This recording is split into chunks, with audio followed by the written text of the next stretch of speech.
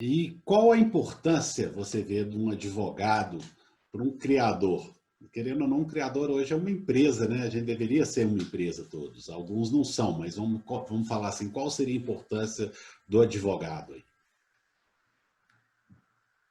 Bom, Daniel, eu vejo, na verdade, o advogado é importante em praticamente todos os negócios, sabe? E no meu ponto de vista, um canil, ela tem que ser enxergada como empresa.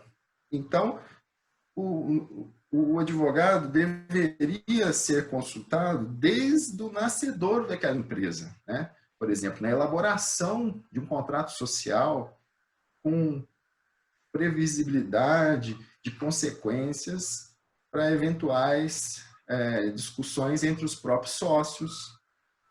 Seria um primeiro cuidado, né, que o proprietário de um canil já deveria ter. Às vezes ele é sozinho, mas às vezes ele tem sócios.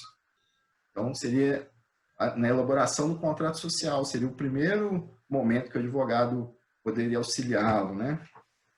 Outro ponto relevantíssimo é na elaboração do contrato de compra e venda. É importante ter um contrato que resguarde, que deixe todas as regras bem claras, porque proteja aquele criador, né? Proteja aquele canil.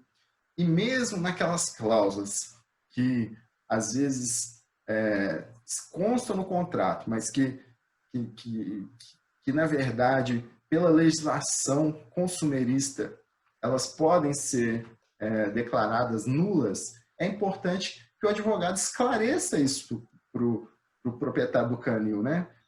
Vou te dar um exemplo aqui. Tem alguns contratos que a gente vê muito em alguns canis que exime totalmente a responsabilidade do proprietário do canil na entrega do animal, né? Consta expressamente que a entrega é responsabilidade do comprador. Porém, se eu sou uma pessoa física, estou comprando aquele animal através da internet, ou através do WhatsApp, ou através de um site na internet, isso me garante que eu tenha a garantia plena de que o animal tem que chegar na minha residência íntegro, saudável, sem nenhum machucado, sem nada diferente do que eu estou imaginando que ele tenha, né? Um filhote perfeito, entendeu? E, na maioria dos contratos, o pessoal coloca a cláusula que não existe responsabilidade nisso para o canil.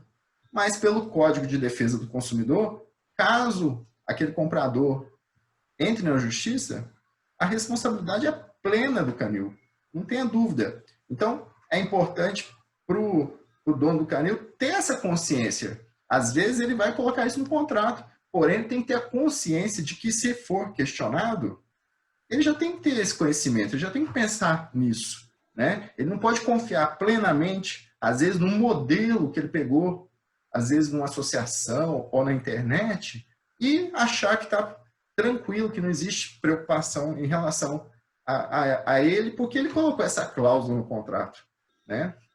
Que, na verdade, a responsabilidade é sim dele, até o efetivo chegada daquela mercadoria na casa da pessoa que comprou à distância, né?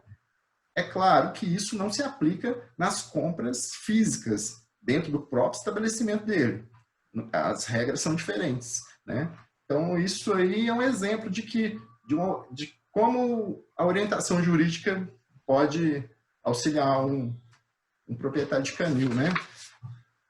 Outra coisa que a gente pode pensar também é em orientações gerais, né? Por exemplo, orientações dentro do próprio canil com os funcionários, ter os cuidados trabalhistas, ter os cuidados no manuseio e no cuidado com os animais, né? Porque hoje, por exemplo, Denis, eu posso denunciar que naquele canil está tendo maus tratos. Qualquer pessoa pode fazer uma denúncia. Então, é importante que o canil saiba o que é considerado maus tratos, como que isso pode repercutir na vida dele, né? Dependendo de uma denúncia, pode fechar o canil.